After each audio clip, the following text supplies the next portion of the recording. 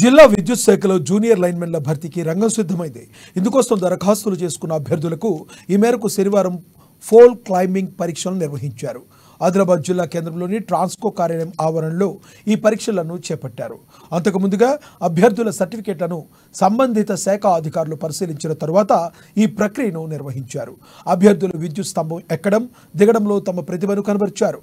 Transco SC Jayantrao Chauhan పర్యవేక్షణలో ఈ pole climbing ప్రక్రియ పారదర్శకంగా జరిగింది.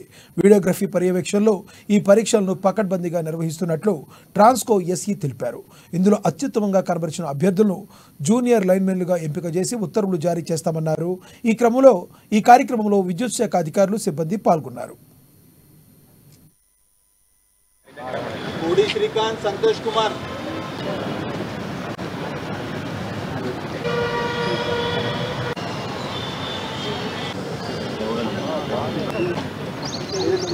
టెస్ట్ పెడుతున్నాం జేఎల్ఎం రిక్రూట్మెంట్కి.